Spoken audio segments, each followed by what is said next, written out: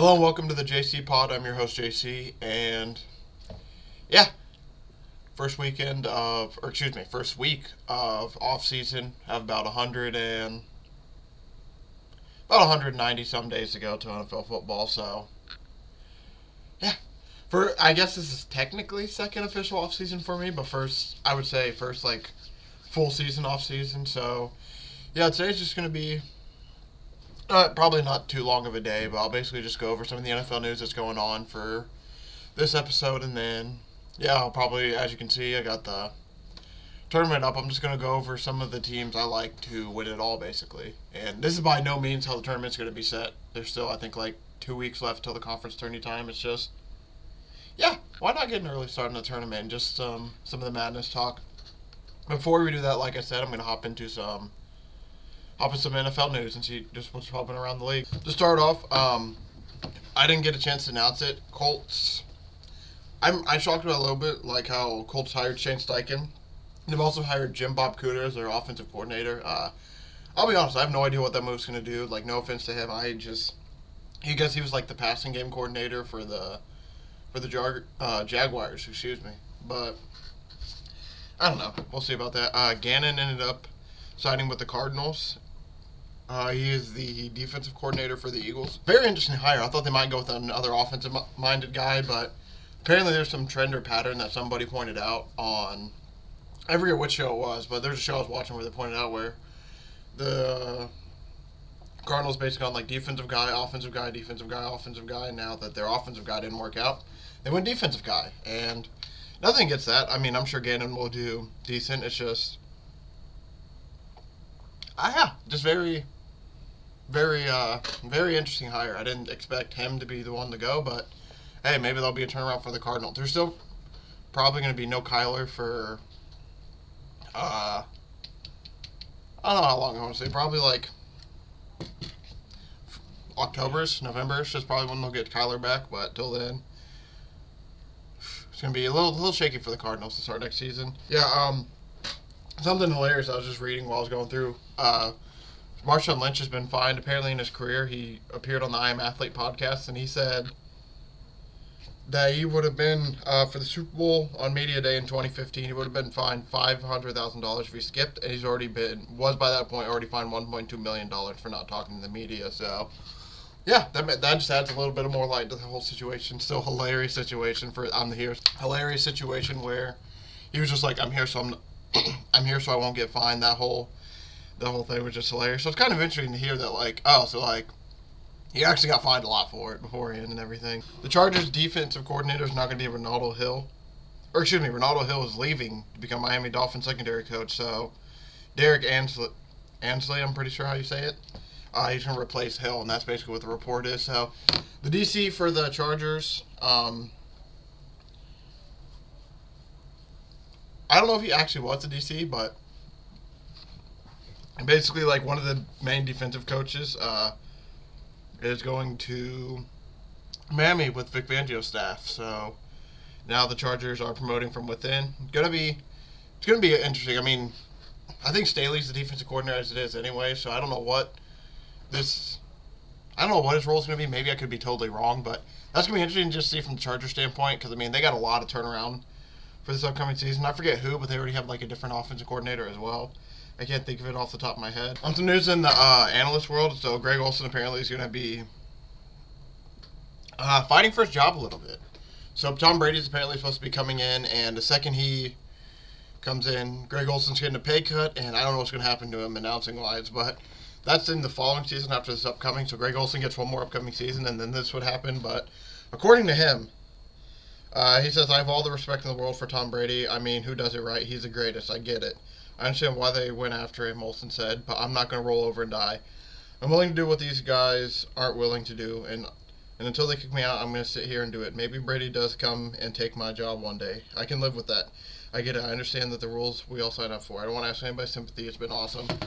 So, I mean, basically, I don't think he's, like, being an asshole in any type of way with that stuff, but he's basically just saying, like, hey, I'm not just going to walk over and give this job away just because it is Brady, but, I mean, you could kind of see this coming. Brady's making $300 and some million. I think Olsen's only making, I don't know how much he's making, honestly. I think it's Way less than that, I want to say. I want to say it's like about... Okay, so it's about... I could be wrong. It's about $7 million per year for Greg Olsen, which isn't too bad. But Tom Brady's looking at about $37 million a year. So you can see, but yet again, Tom Brady could... Being an analyst could not be Tom Brady's thing. He could just want to be like a studio guy and not want to deal with broadcasting every single game, every single week. But we'll have to see. It's going to be very interesting to see what comes with that. Daniel Jones fired his agent. Apparently their contracts... apparently between the Giants and Daniel Jones, the contract talks have been a little bit bumpy so far. So he just fired his agent to get the ball rolling on something better, because the franchise tag is now in play from what I understood. So, and usually the way these things go is, especially quarterback-wise, you franchise a guy, usually I don't think it goes over very well. I mean, obviously there's some situations where it's like, we got to franchise you and they're very understanding, but usually you want to get a deal with your guy at quarterback. So the fact that they're still struggling, same with the Lamar situation. Speaking of the Lamar situation, I might have to make a whole podcast just strictly on that. That whole situation is just beyond wild.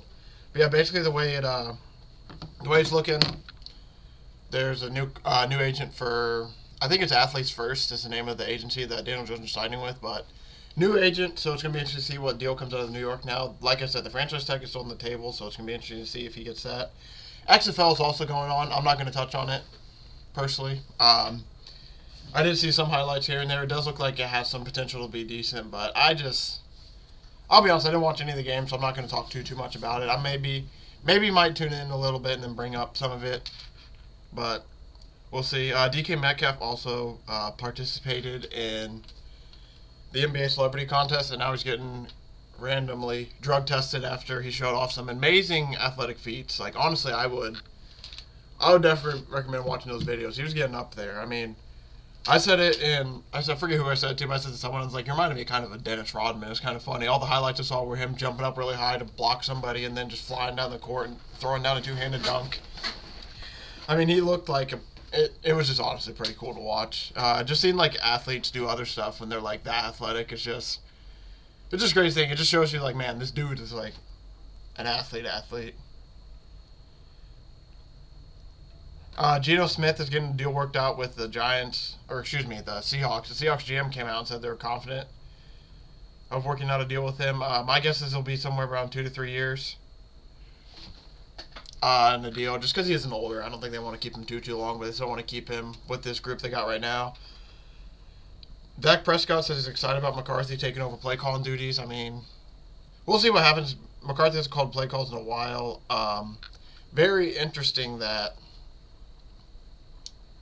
I just think the releasing Kellen Moore, like that whole situation, not a big fan of it, honestly. I think Kellen Moore was a little bit more valuable than Mike McCarthy, but I could be totally wrong. I could have read the whole situation wrong, but the way I see this playing out is I think the Cowboys, because so far they haven't done much of anything. As of right now, this could possibly change in a few months from now, but as of right now, I basically see the Cowboys they might make the playoffs again. They're probably going to lose in the first round. If they make it, I see them potentially firing Mike McCarthy, going with Dan Quinn, and then they have a whole new offensive coordinator. That's just kind of what I'm feeling. I could be totally wrong, but I just have a feeling that that's where the direction that we're starting to end up towards. With the way the Cowboys roster is set up right now, I just don't, especially with no adages, I don't know. I don't know what we're going to get from them. The Commanders hired Eric Bieniemy as their OC. Huge hire for Eric Bieniemy. He's been floating around for some coaching jobs, but I think the thing's been holding back a little bit. Other people said this too. Being under Andy Reid, I'm sure that hurt him a little bit. Just because, and everyone has Andy Reid in such a highlight that, who's really calling plays over there and all that. So, very awesome for Eric Bieniemy. It's going to be very interesting to see how he does with the Commanders. Because, they need a lot of help. So, I think getting him is a very good step in the right directions. Derek Carr visited the Saints and Jets. No idea what's going to happen with either of those situations. His brother said it's going to be a very long process. He's going to do actual research and look around, but yeah, I don't know what to really expect from Derek Carr just yet. I have a feeling he's going to end up towards the Jets because I kind of feel like Aaron Rodgers is going to come back to the Packers, but that's just my guess as of right now. Until we hear what happens after Aaron Rodgers' little dark retreat, I think anything's open. I think the Jets definitely, like I said, they wanted a veteran quarterback, so I think it's definitely between those two. So the whole Broncos. So apparently it says the Broncos, Sean Payton plans to steal the Eagles' quarterback push play, but the way it's coming out, they're probably going to take that play away. The way it's looking now, they're probably going to take that play out of the NFL. It was that Eagles QB sneak where basically it's kind of like a rugby pile. They have three guys behind him pushing him, and basically the NFL came out, so they want to show off their athleticism with their guys, and this kind of isn't very an athletic play, where it's just a bunch of pushing. And I mean, I don't blame them. So like Sean Payton says he's going to steal this, but I think a lot of teams are going to steal this because it's very effective. I mean, this QB sneak style is basically unstoppable. I think through the Eagles played about 20 to 22 games. I think it got stopped maybe 3 times, if that, in 22 games. They definitely ran it like 3-4 times a game. But it's just unstoppable as of right now. There hasn't been there hasn't been a true way to stop it, and there's a real fear of injury, like somebody getting there. I heard this on a podcast. This wasn't the NFL saying it, but there's a serious injury, a guy getting maybe his back broke or like something like that because of the pressure getting pushed back like this or just getting landed on. This play definitely has a lot of injury risk to it. So I could see why the NFL would want to take it out. So that's going to be something interesting to watch about to see what they say about the NFL Scooby Sneak, or excuse me, the Eagles Scooby Sneak. Because I truly think that there's a good chance that we probably won't see it again. Especially if the NFL's already coming out and we're probably going to get rid of this. I don't think they're going to keep it around. Especially, too, because I think a part of the reason too is because the pace of play and everything. They want to see these offenses score and everything, and they want to see teams move the ball a little bit more. And when you have a QB sneak play like this, especially for the Eagles were using this in the middle of the field sometimes, and it would just instead of having maybe a 4-minute drive, it could turn into an 8-minute drive because they convert a QB sneak and then they run their offense a little slower, and then they get another QB sneak, convert it, and then they slow the ball down again. So that's something that's going to be a good follow-on. Aaron Jones reworked his contract. He's returned to the Packers. Makes a lot of sense. I don't know if he earns a base salary of $11 million this season with $8.52 coming in a signing bonus. Makes sense. I'm sure it's just he's doing this probably just to play with Aaron Rodgers. I could definitely see Aaron Jones maybe testing out the free agent market the second Aaron Rodgers is gone, just because.